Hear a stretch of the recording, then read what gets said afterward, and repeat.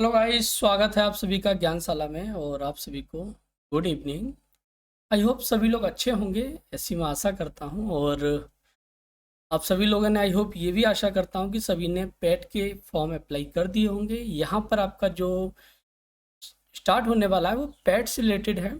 और हालांकि सभी एग्ज़ाम्स में ये टॉपिक जो आज डिस्कस होने वाला है वो सभी में मोस्टली पूछा ही जाता है, लेकिन यहाँ पर स्पेशली अभी जो रिसेंटली एग्ज़ाम है उसमें आपका पेट है। ओके। और पैट के साथ ही अगर आप इन चीज़ों को अच्छे से कवर करते चलेंगे तो ये मोस्टली सभी एग्जाम्स में पूछा जाएगा। ठीक है, क्योंकि ये जो टॉपिक आज डिस्कस करने वाला हूँ स्पेशली पैट के लिए, तो आप सभी लोग जानते हैं, मैंने लास्ट जो वीडियो बनाई थी वो उसमें क्या था, मैंने पैट के सिलेबस पे डिस्कस किया था कि वहाँ पे जीएस, मैथ, रीजनिंग और अदर जो सब्जेक्ट हैं वो कितने कितने नंबर्स के आने वाले हैं। स्पेशली बात करते हैं मैथ की, तो मैथ का आप सभी लोग जानते हैं कि मैथ में आपका 25 मार्क्स का आने वाला है, जिसमें आपका 5 और 20 दो पार्टों में मैंने इसको डिवाइड किया है। और 5 नंबर का या 5 क्वेश्चन जो आने वाले हैं उसमें आपका टोटली मैथ है, कुछ टॉपिक हैं 8 से 10 टॉपिक वो पूछे जाएंगे। और जो 20 नंबर का पूछा जाएगा वो है आपका डीआई। ठीक है, तो यहाँ पर जो 5 क्वेश्चन आने वाले हैं उसकी क्लासेस यहाँ पर पड़ी हुई हैं। इसके अलावा यहाँ पर और भी डिस्कस कर लिया जाएगा। तो जो 5 क्लासेस यहाँ पे पड़ी हुई हैं उनको पहले आप देखिए, उसके बाद आप डीआई के प्रश्नों को सॉल्व करेंगे। क्योंकि डीआई में जो सबसे ज़्यादा यूज़ होने वाला है वो है एवरेज, मीन्स हम उसको बोलते हैं औसत। ठीक है, और परसेंटेज। ठीक है, अगर ये चीज़ें आपको आती हैं तो आप इजीली डीआई के प्रश्न थोड़ी सी कैलकुलेशन पे आप इसको कर सकते हैं। तो आज का जो टॉपिक रहने वाला है वो है डाटा इंटरप्रिटेशन। ठीक है, और डाटा इंटरप्रिटेशन के सभी लोग जानते हैं कि प्रश्न किस किस तरीके से आपके एग्जाम में पूछे जाते हैं। तो आई होप सभी लोग रेडी होंगे। साथ ही अपने साथियों के पास फटाफट से लिंक को शेयर कर दें, अपने उन्हें इन्फॉर्म कर दें क्लासेस स्टार्ट हो चुकी हैं। Due to some reasons classes काफ़ी टाइम से नहीं हो पाई थी, बट आपकी जो पैट का जो सिलेबस रहेगा डीआई का और साथ ही अदर जो टॉपिक्स हैं उन पर पूरा डिस्कस किया जाएगा। क्योंकि लास्ट ईयर जो मेरी क्लासेस रही थी ऑफलाइन, तो ऑफलाइन क्लासेस में मैंने डीआई का जितना भी पढ़ाया था वहाँ पे पूरा का पूरा सिलेबस कवर हुआ था। बच्चे भी मैथ को लगभग अटेम्प्ट करके आए थे। तो स्टार्ट करते हैं, डाटा इंटरप्रिटेशन क्या होता है पहले इसको समझते हैं। ठीक है, आई होप सभी लोग रेडी होंगे। और एक बार आप सभी लोगों से कहना चाहूँगा कि फटाफट से शेयर कर दें और ताकि सभी लोग क्लासेस को ज्वाइन कर सकें। ओके, तो बात करते हैं डाटा इंटरप्रिटेशन होता क्या है। डाटा मीन्स आप जानते हैं सभी लोग मैथ में डाटा क्या होता है। ठीक है, तो जो भी चीज़ें आपके पास 10 रुपये, 20 रुपये, 50 रुपये और या नंबर्स ऑफ स्टूडेंट्स की बात करें कि अलग अलग सेक्शंस में इतने इतने स्टूडेंट्स हैं, तो उनका एक कलेक्शन मीन्स हमारे पास एक जो भी रजिस्टर में हम डाटा को मेंटेन करते हैं कि अगर हम बात करें कि हमारे पास कि 10 स्टूडेंट हैं, 10 स्टूडेंट का जनवरी माह का जितना फीस हम रखते हैं, प्लस यहाँ पे नेम वाइज होता है, जनवरी में कितने बच्चों की फ़ीस आ गई, फरवरी में कितनों की आ गई, मार्च में, अप्रैल, मई, जून, जुलाई, ऐसे ही ये जितना भी हम डाटा एक प्रकार से एक लिखते हैं। ठीक है, तो ये डाटा है और उसकी हम क्या करते हैं इसको समझते हैं। तो डाटा इंटरप्रिटेशन डाटा का विश्लेषण करने, डेटा में तथ्यों का निरीक्षण करने और डेटा या सूचना में दिए गए सेट से अधिकतम जानकारी निकालने के लिए व्याख्या करने की प्रक्रिया है। ठीक है, अगर कहीं पर भी इस तरीके से आप डेटा को कंप्लीट कर दें, टेबल बना के रख दें, उसमें बच्चों के नाम हो, उसमें एब्सेंट, प्रेजेंट, ये भी एक प्रकार का हमारा डेटा ही तो है। ठीक है, तो डाटा इंटरप्रिटेशन का कोई विशेष पाठ्यक्रम नहीं होता है। यहाँ पे कोई भी मेनली हम ये नहीं कह सकते कि हमने किसी प्रकार के डेटा को इस तरीके से आपको बताना पड़ेगा कि हमारा, जैसे हमारे पास कोई स्कूल का रजिस्टर होता है तो स्कूल के रजिस्टर में बच्चों की एब्सेंट, प्रेजेंट, वहाँ पे क्या होता है कि सब कुछ अंडरस्टूड है। ठीक है, अगर कहीं पर अलग प्रकार का डेटा आपको दे दिया जाए, पूछा जाए कि आप इसमें बता सकते हैं, तो वहाँ पर पॉसिबल नहीं होगा जब तक हमें उसकी जानकारी नहीं होगी। यह खंड डेटा का विश्लेषण करने की क्षमता, निर्णय लेने की क्षमता और गति का परीक्षण करता है। डेटा इंटरप्रिटेशन सरल और आसान दिखता है, मीन्स आपके पास कोई भी सीरीज या कोई भी डायग्राम बना हुआ है वो आपको इजीली समझ में आ जाएगा। ठीक है, लेकिन गणना करने में समय लगता है। ठीक है। डेटा व्याख्या समस्याओं को कुशलतापूर्वक हल करने के लिए व्यक्ति को दिए गए डेटा का विश्लेषण करना चाहिए और डेटा के उन पहलुओं पर ध्यान केंद्रित करना चाहिए जो प्रश्नों का उत्तर देने के लिए आवश्यक है। ठीक है। अब प्रश्नों का उत्तर आप तभी देना पॉसिबल हो पाएगा आपके लिए जब पूरा डेटा को आप अच्छे से अंडरस्टैंड करेंगे, भी समझेंगे। ठीक है। जब आपको समझ में आएगा तभी तो आप उसके आंसर दे पाएंगे कि हमसे क्या पूछा गया है। ठीक है। डेटा व्याख्या अनुभाग में भाग लेने से पहले व्यक्ति को संख्याओं, गणनाओं, प्रतिशतों, अंशों, औसतों और अनुपातों के साथ बहुत ही सहज होना चाहिए। ठीक है। तो अगर आपके पास ये चीजें हैं, मीन्स सहज का मतलब बहुत ही कंफर्टेबल होना चाहिए, वेरी कंफर्टेबल, है ना। चीजें हमें अच्छे से आनी चाहिए, तभी हम चीजों को इजीली कर पाएंगे। गणना की गति बढ़ाने के लिए अब इनका यूज किस लिए करेंगे आप भाई? अगर प्रश्न में पूछा गया तो आप उनकी कैलकुलेशन को बढ़ाने के लिए तो इनका यूज करेंगे। तो डेटा व्याख्या पर विभिन्न पेपरों का गहन अभ्यास आपको विभिन्न प्रकार के डाटा व्याख्या को हल करने की अनुमति देता है और समस्याओं को हल करने के लिए आपके तर्क को बेहतर बनाने में मदद करता है। जब आप बहुत सारे प्रश्नों को स्टडी करते हैं, ठीक है, जब उन पे अभ्यास करते हैं, तब आपको समझ में आता है कि हमारा डीआई में किस किस प्रकार के प्रश्न पूछे जाते हैं, उनको हम कैसे इजीली सॉल्व कर सकते हैं। ठीक है। तो ये हमारा डेटा इंटरप्रिटेशन की बात हो गई। अब हालांकि इसको एक बार थोड़ा सा पढ़िए, लेकिन इतना बड़ा इश्यू नहीं है कि आपके एग्जाम में इसकी कोई डेफिनेशन या कुछ पूछा जाए, बस आपको थोड़ा सा बताने के लिए इसको लिखा गया है। ठीक है। अब यहाँ पे आपके पैट के एग्जाम के लिए किस किस प्रकार के प्रश्न आपके एग्जाम में, लास्ट ईयर के प्रश्नों को उठा के देखिए, वहाँ पे आपको समझ में आएगा। तो मेनली हम यहाँ पे 4 प्रकार के डीआई को पढ़ने वाले हैं। ठीक है, जो आपके एग्जाम्स में पूछा जाता है। तो फर्स्ट नंबर पे आता है टेबल चार्ट। आप सभी के सामने दिख रहा है कि इस तरह के चार्ट जो हैं वो आपके प्रश्नों में पूछे जाते हैं, पंक्तियों और तालिकाओं में स्तंभों के रूप में वर्णित है। टेबल चार्ट से संबंधित प्रश्नों को हल करने के लिए उम्मीदवार को तालिकाओं से डेटा पढ़ने और डेटा का विश्लेषण करने और दिए गए डेटा के आधार पर प्रश्न पूछे गए सवालों के जवाब देने की आवश्यकता होती है।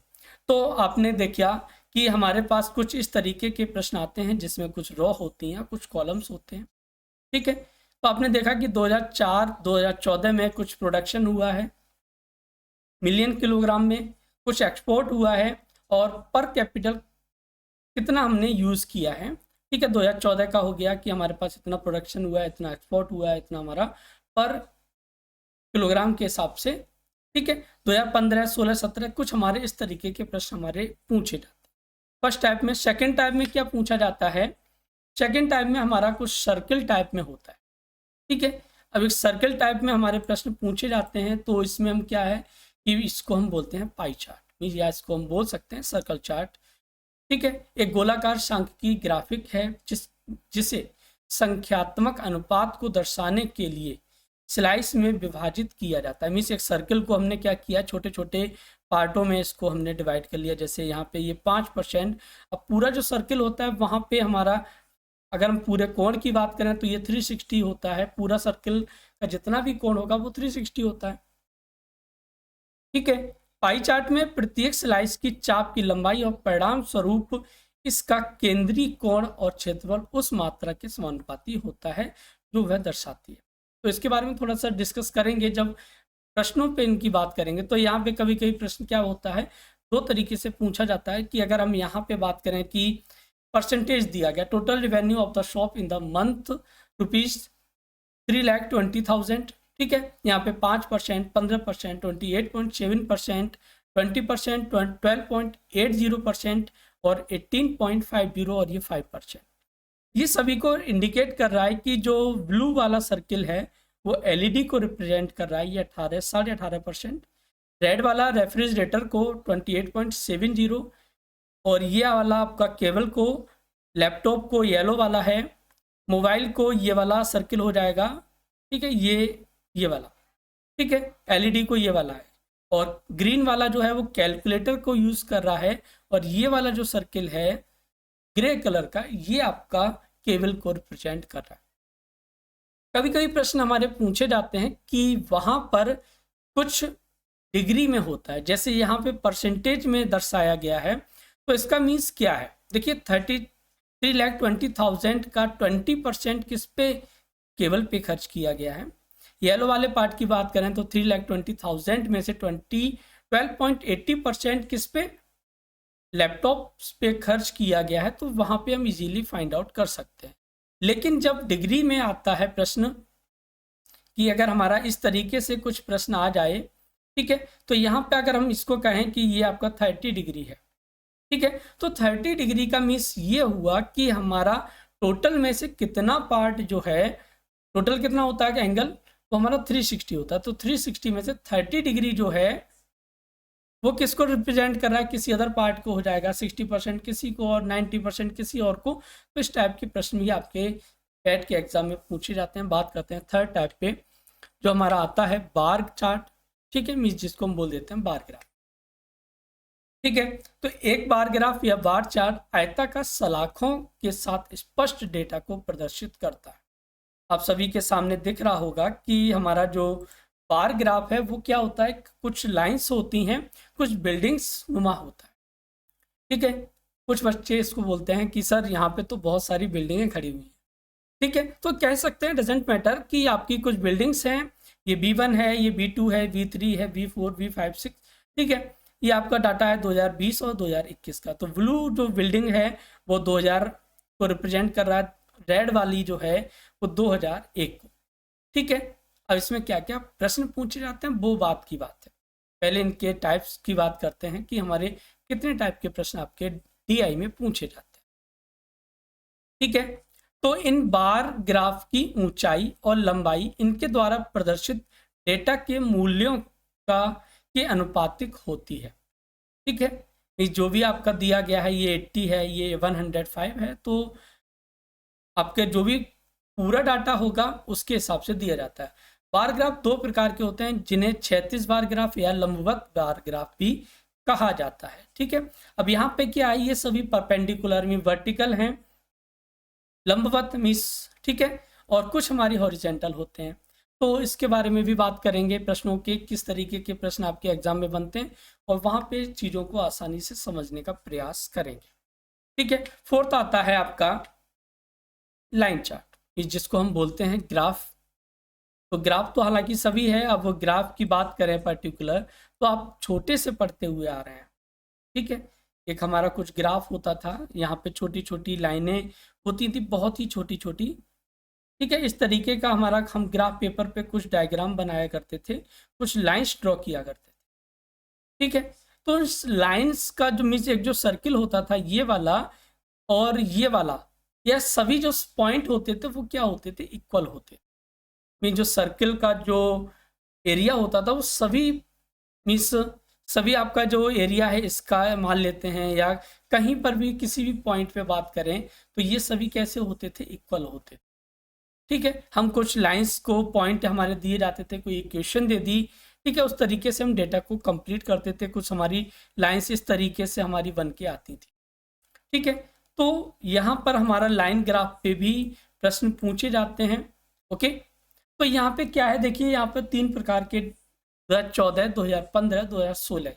तो 2014 की जो ब्लू लाइन है, ठीक है, तो 120 आपका 100 से ऊपर रहेगा, तो ये आपका कोलकाता हो गया। पटना आपका 80 पे है, धनबाद जो है वो 140 है, रांची है वो आपका 90 है, ठीक है। तो इस तरीके के प्रश्न हमारे ऐसे ही, रेड लाइन जो है वो 2015 को रिप्रेजेंट कर रही है, 2015 में किस किस प्रकार के डाटा को यूज किया गया है, ठीक है। कुछ हमारी कमी होती है, कुछ वृद्धि होती है, तो वही लाइन्स हमारी अप्स एंड डाउन्स चलती रहती है। कभी कभी हमारी एक स्ट्रेट लाइन मिलती है, लेकिन यहाँ पर DI में स्ट्रेट लाइन कम चांसेस रहते हैं, ठीक है, क्योंकि हमारा जो डाटा है वो हमारा अप्स एंड डाउन्स होता रहता है। अगर सेल में बात करें या पर प्रोडक्शन में बात करें, तो किसी प्रकार का तो डेटा जो है वो हमारा अप्स एंड डाउन्स होता रहता है, ठीक है। तो हम टोटली यहाँ पे 4 प्रकार के DI को स्टडी करेंगे जो आपके एग्जाम्स में पूछे जाते हैं, ठीक है। तो बात करते हैं सबसे पहले हमारा जो था उसके बारे में। तो आई होप सभी लोग प्रश्नों को समझने के लिए, सीखने के लिए तैयार होंगे, और आप सभी को हमारी क्लासेस कैसी लगेंगी ये तो आपको क्लास के एंड में पता लगेगा। आई होप सभी को समझ में आएगा। बाकी जो और हमारे पुराने स्टूडेंट्स हैं वो सभी लोग अच्छे से मुझे जानते हैं, मेरी भाषा को और मेरी पढ़ाने के तरीकों को अच्छे तरीके से जानते हैं और वो कुछ सीखते भी हैं। बाकी जो जितने भी न्यू स्टूडेंट्स हैं उन सभी से रिक्वेस्ट है चैनल को सब्सक्राइब कर लें, बेल आइकन को प्रेस कर लें ताकि आप सभी के पास नोटिफिकेशन पहुंचता रहे। ओके, तो चलते हैं पहले प्रश्न की तरफ। पहला प्रश्न आपका दिया गया है कि निम्न तालिका परीक्षा में 6 अलग अलग विषयों में 7 छात्रों द्वारा प्राप्त अंकों का प्रतिशत देता है। ठीक है, मीन्स आपके विषय दिए गए हैं। ठीक है, यहाँ पे छात्र हैं, छात्र में आपका आयुष है, अमन है, सजल है, रोहित है, मुस्कान है, तन्वी और तरुण। ठीक है, गणित में आपका 150 नंबर का एग्जाम था जिसमें आपके आयुष ने 90% मार्क्स को गेन किया। मीन्स ये आपका किसको रिप्रेजेंट कर रहा है? प्रश्नों को बहुत ही बारीकी से समझना ताकि आप प्रश्न को आसानी से समझ सकें और उनको इजीली सॉल्व कर सकें। ठीक है, तो सजल ने आयुष ने 90% 150 में से, और रसायन में आयुष ने 50% मीन्स 130 का 50% आपका 65 होता है। भौतिकी में 120 में से 90 गेन किए हैं, 90% गेन किए। ठीक है, भूगोल में 60% हैं, इतिहास में 70%, कंप्यूटर विज्ञान में 40 मार्क्स का था जिसमें से 80% मार्क्स गेन किए। ठीक है, अब पहले हम बात करते हैं प्रश्नों पे चलने की बजाय आपने डेटा को अच्छे से रीड किया। रीड करने के बाद देखिए क्या क्या चीज़ें आपसे पूछी जा सकती हैं, इन पे बात करते हैं। तो कभी कभी प्रश्न हमसे पूछता है कि अब कुछ चीज़ें आपके पास कॉमन है कि आपका टोटल मार्क्स की ज़रूरत पड़ेगी।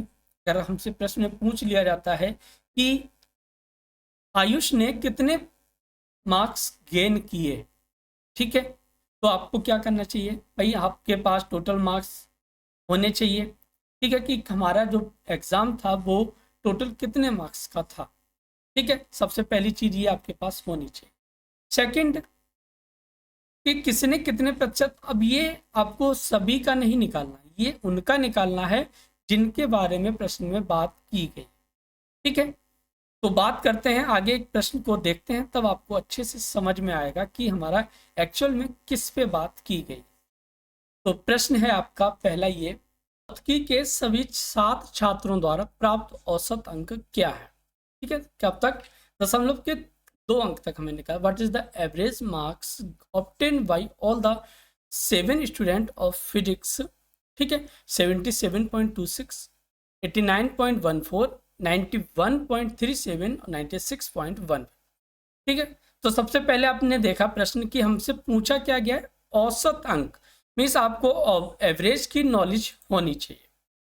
ठीक है, अब हमारे पास यहाँ पे थोड़ा सा अगर ऑनलाइन पेपर जो होता है उसमें बस यही थोड़ी सी समस्या रहती है कि डीआई की अब लास्ट आपको तुरंत डीआई तक का जो चार्ट है वहाँ पे जाना पड़ेगा, है ना। ऑफलाइन में तो आपके सामने पेपर जो भी रहता है उस पर सब कुछ क्लियर दिखता है ना।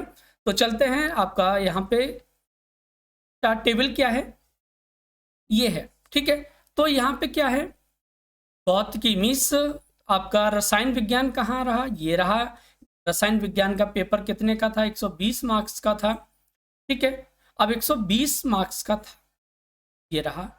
ठीक है, अब यहाँ पे सभी 7 छात्र, ये क्या था आपका 90%, तो 120 का 90%, 12 नंबर 108 मीन्स 108 नंबर हो गए। ठीक है, 12 अट्ठे 96 हो गए।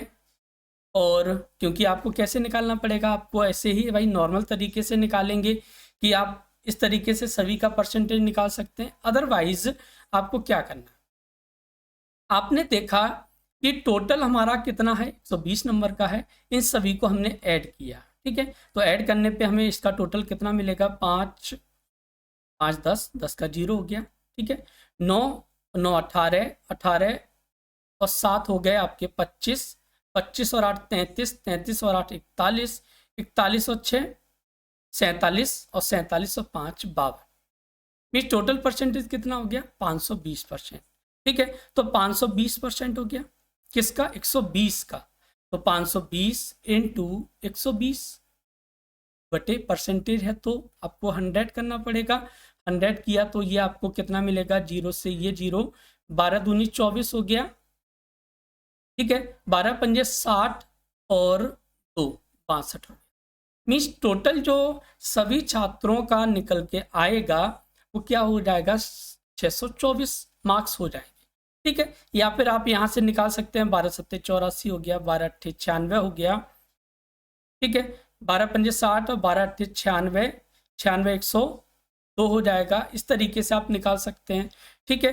क्या पूछा गया है, औसत पूछा गया है, तो वही औसत निकालने के लिए 624 बटे कितने व्यक्ति हैं, यहाँ पर कितने छात्र हैं, 1 2 3 4 5 6 7, ठीक है। 7 से इसको भाग देंगे तो 7 से इसको डिवाइड करने पे आपको कितना मिलेगा, यहाँ से 7 अट्ठे 56 हो जाएगा, ठीक है। बचेंगे 7 निम 63 ज़्यादा हो जाएगा, 6 बचेंगे और ये हो गया 7 निम 63, ठीक है। 7 निम 63 के बाद अब यहाँ पे मैच कर लीजिए, 89.14 आपका होना चाहिए, ठीक है।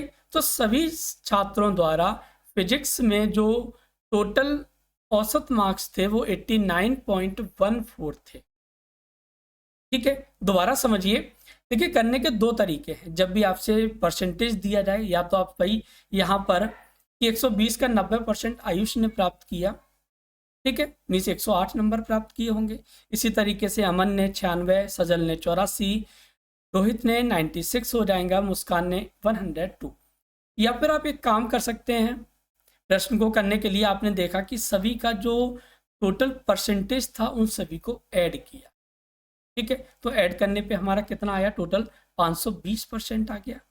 अब 520% मार्क्स सभी ने मिलके प्राप्त किए, कितने में से, 120 में से, तो हमारा क्या निकल के आएगा, 624 मिलेगा। ये 624 क्या है, आपके टोटल छात्रों के मार्क्स।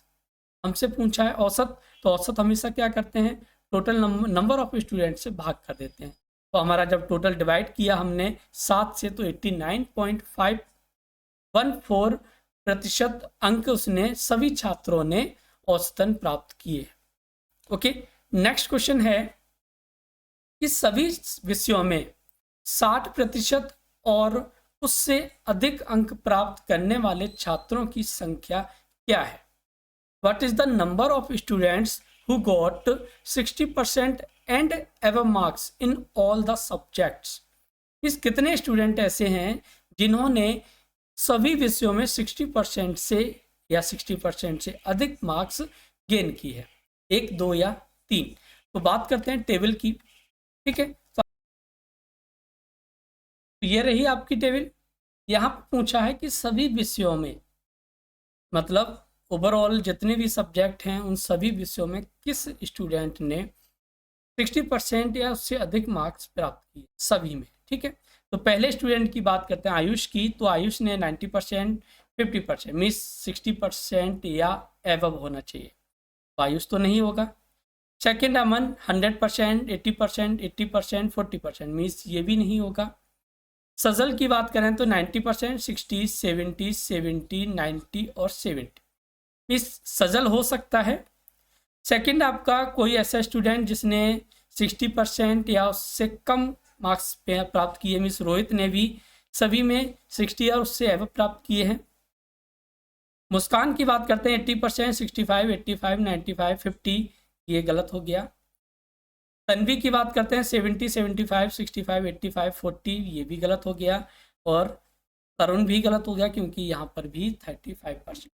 तो कितने स्टूडेंट ऐसे निकले जिन्होंने 60 या उससे एबव के मार्क्स गेन किए हैं, तो आपके पास सजल और रोहित दो ही स्टूडेंट ऐसे हैं, ठीक है। बात करते हैं थर्ड क्वेश्चन की, सभी 6 विषयों में सजल द्वारा प्राप्त अंकों का कुल मिलाकर क्या था। What is the aggregate of marks obtained by Sajal in all the 6 subjects, ठीक है। 409, 419, 429 या 449। बाकी जो भी स्टूडेंट्स कर सकते हैं आंसर देते रहिए। न्यू स्टूडेंट्स चैनल को सब्सक्राइब कर लें, बेल आइकन को प्रेस कर लें और लाइक करना मत भूलें, ठीक है। और शेयर तो आप करते ही हैं, ऐसी आप सभी से उम्मीद है, ठीक है। तो आपकी ये रही टेबल। यहाँ पे सजल का पूछा गया है कि सजल ने कितने प्रतिशत मार्क्स या कितने मार्क्स सभी विषयों में प्राप्त किए, ठीक है। तो यहाँ पे देखिए सजल ने 150 में से 90 अंक प्राप्त किए तो 15 नंबर 135 हो गया। ठीक है, उसके बाद 13 से मतलब रसायन में सजल ने 60% कितने में से 130 में से, तो 130 में से जब प्राप्त किया तो 13 चिंग 78 हो गया, 78 हो गया। ठीक है, 12 120 में से सजल ने 70%, 12 सत्ते 84 हो गया। ठीक है, फोर्थ आपका 100 में से 70 में 70% में 70 मार्क्स हो गए, और यहाँ पर 60 में से 19 नौचिंग 54 हो गया। और यहाँ पर आपका कंप्यूटर साइंस में आपका 40 में से 70% में 4 सत्ते 28 मार्क्स प्राप्त किए। तो टोटल सजल ने कितने अंक प्राप्त किए, तो देखिए इन सभी को ऐड करना पड़ेगा। तो 8 5 13, 13 4 17, 4 21 और 8 29 हो गया। उसके बाद 7 3 10 और 8 18, 7 25, 25 और 5 30 और 2 32। ठीक है, 32 और 2 34 हो गया। ठीक है, मतलब 3 और 1 4, तो टोटल सजल ने 449 मार्क्स गेन किए। ठीक है, अगर परसेंटेज पूछता तो फिर हम क्या करते, यहाँ पे तो सिर्फ कुल अंक पूछे गए हैं। ठीक है, प्रश्न आपका किसी भी टाइप से पूछा जा सकता है। हो सकता है ये पूछे कि सजल ने कुल कितने प्रतिशत अंक प्राप्त किए, तो प्रतिशत निकालने के लिए आपको क्या करना पड़ेगा, तो यहाँ पे तो सिर्फ ये पूछा है कुल मार्क्स कितने गेन किए, तो आपका 449 हो गया, मीन्स ऑप्शन नंबर डी।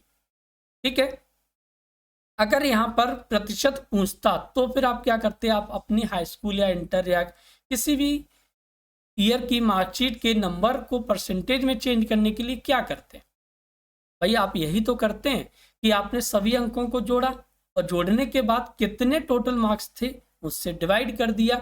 तो 15 और 13 28, 28 और 2 30 और 10 40, 50 और 60 600 हो जाएगा। ठीक है, तो यहाँ से हम परसेंटेज भी प्राप्त कर सकते हैं यदि हमसे प्रश्न में पूछा जाए। नेक्स्ट है, किस विषय में समग्र प्रतिशत सबसे अच्छा है। ठीक है, मीन्स आप सभी सब्जेक्ट की ओवरऑल बात की गई है सभी स्टूडेंट्स की। तो गणित की बात करें तो गणित में यहां पर क्या होगा, तो आप क्या करेंगे, सभी सब्जेक्ट के जो मार्क्स हैं उन मतलब जो परसेंटेज है, क्योंकि समग्र प्रतिशत सबसे अच्छा है मीन्स किस सब्जेक्ट में, तो इन सभी के मार्क्स को आपने ऐड करना है। ठीक है, तो जब ऐड करेंगे तो आपको कितना मिलेगा, 0 और ये 5 हो जाएगा। ठीक है, और 9 9 18, 18 और 8 26 और 8 34, 34 और 7 7 4 11 41, 41 और 6 47 हो जाएगा। ठीक है, और ये आपका 1 और 4 5 575 हो गया।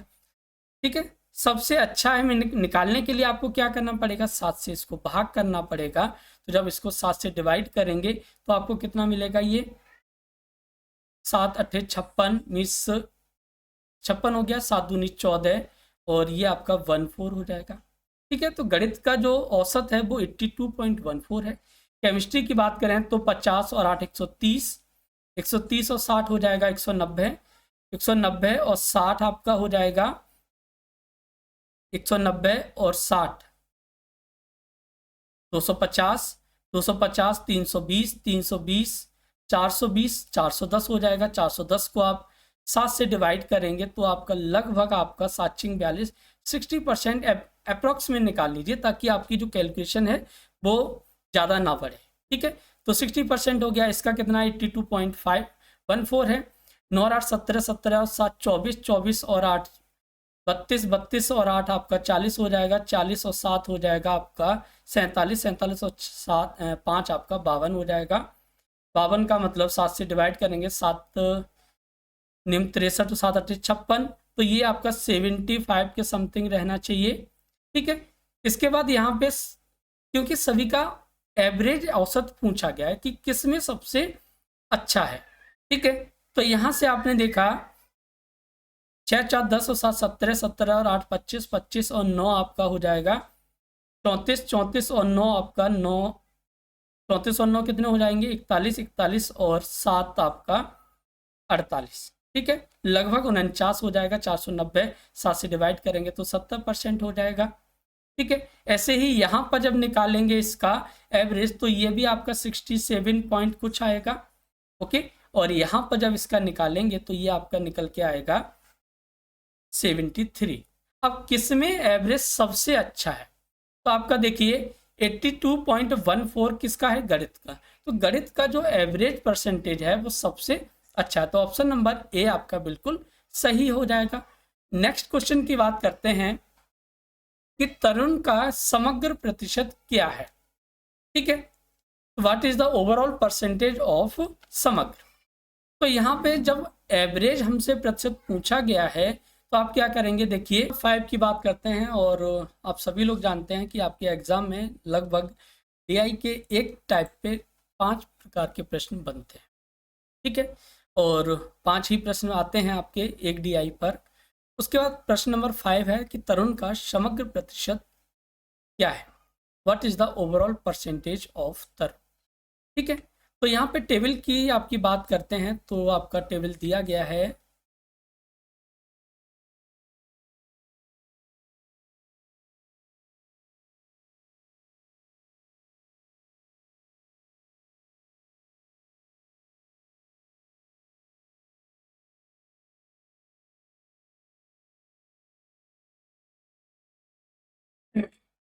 तो जैसा कि आप सभी लोग जानते हैं कि आपके किसी भी पैट के एग्जाम या किसी ओवरऑल जिसमें भी डीआई पूछा जाता है तो एवरेजन हमारे एक डीआई पर, मतलब एक प्रकार के डायग्राम पर 5 प्रकार के प्रश्न पूछे जाते हैं। ठीक है, तो जैसे क्वेश्चन नंबर 5 है कि तरुण का समग्र प्रतिशत क्या है। देखिए आपको डीआई करने के लिए परसेंटेज आपका अच्छा होना चाहिए, सेकंड आपका एवरेज मीन्स औसत आपका अच्छा होना चाहिए, और थर्ड आपका कैलकुलेशन इतनी स्ट्रांग होनी चाहिए कि आपको चीज़ें लिखनी ना पड़े। ठीक है, आप ओरली इसको ऐड कर सकते हैं, सब्ट्रैक्ट कर सकते हैं, तो इस तरीके से कैलकुलेशन हमारी इजी हो जाती है। ठीक है, तो यहाँ पे तरुण का समग्र प्रतिशत ओवरऑल परसेंटेज ऑफ तरुण पूछा गया है। तो तरुण की बात करते हैं तो तरुण रहा कुछ सबसे लास्ट में। ओके, तो यहाँ पे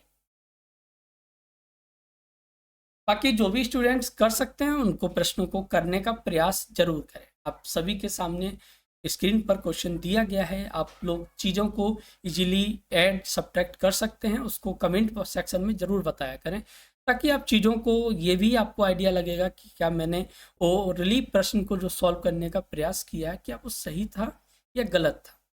ठीक है, तो तरुण का 150 ओवरऑल निकालने के लिए आपको सबसे पहले क्या करना पड़ेगा कि सभी का आपको मार्क्स निकालने पड़ेंगे। ठीक है, तो 150 में से 65% को निकालेंगे तो 15 पंजे 75, 15 छिक्का 90, तो ये 75 का मतलब 97 हो जाएगा, 97.5। ठीक है, 13 का 35%, तो 130 का 35% निकालने के लिए सबसे पहले आपको 35 को किस तरह ब्रेक करना है, 30 + 5, 13 तिया 39, तो ये हो गए, और 13 पंजे 65, 6.5 ये हो जाएंगे, 39 और आपका 65 मीन्स 45.5 हो जाएगा। 120 का 50% इजीली निकल आएगा, आपका 65 हो जाएगा। ठीक है, 100 का 70%, 77% का मतलब 77 हो गया, 60 का 80%, 6 × 8 = 48 हो गया। ठीक है, और 40 का 80%, 4 × 8 = 32 हो गया। ठीक है, तो सभी को जब ऐड करेंगे तो 5 × 5 = 10 का 0 हो गया, एक बचेगा, 7 × 5 = 12, 12 × 5 = 16, 12 × 5 = 17, 17 × 7 = 24, 24 और 10 = 34 हो जाएगा, और ये आपका हो जाएगा 9 और 3 = 12, 12 × 4 = 16, 16 × 6 = 22, 22 और 7 22 और 10 हो जाएंगे 32 और 4 = 36। ठीक है, आपका ये ऐड में 7 × 5 = 12, 12 × 5 = 17, 17 और 7 हो जाएंगे 24, 24 और 8 = 34 हो जाएंगे। ठीक है, और ठीक है, ये हो गया 365, और 365 को हमने ओवरऑल हमसे परसेंटेज पूछा है। जैसे लास्ट क्वेश्चन में हम बात करते थे कि अगर हमसे प्रतिशत पूछा होता तो आप प्रश्न को किस तरीके से करते। तो हमने एवरेजन थोड़ा सा लगभग में निकाल लिया कि उसने 360 मार्क्स को गेन किया। ठीक है, तो 360 मार्क्स कितने में से अब टोटल सब्जेक्ट्स को क्या करेंगे, ऐड करेंगे। ठीक है, तो 100, 60 और 40, 100, 100, 200, 300, 400, 500 तो ये हो गए, और 50, 30, 80 और 20, 100 ये हो गए, तो 500 और एक 600 हो गए। ठीक है, इसको जब सॉल्व करेंगे तो ये आपका हो जाएगा 60%।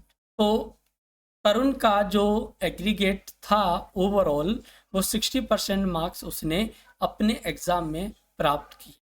ठीक है, आई होप डीआई के प्रश्नों को एक दो क्लासेस में समझ में आएगा कि किस किस तरीके के प्रश्न पूछे जाते हैं। ओके, तो आज की क्लास ज़्यादा लेंदी ना करते हुए इसको इतना ही रखते हैं। कल आपकी कम से कम 2 से 3 डीआई के प्रश्नों को सॉल्व करने का प्रयास किया जाएगा। बाकी आप सभी लोग अपने साथियों के पास क्लास को शेयर करना ना भूलें। यदि फिर भी कोई डाउट रहता है तो टेलीग्राम चैनल है, उससे आप जुड़ सकते हैं। बाकी कुछ स्टूडेंट्स मुझसे डायरेक्टली जुड़े हुए हैं, वो अपनी प्रॉब्लम्स को मुझसे शेयर कर सकते हैं। ओके, चलिए मिलते हैं नेक्स्ट क्लास में, तब तक रखें अपना ध्यान, टेक केयर, बाय बाय।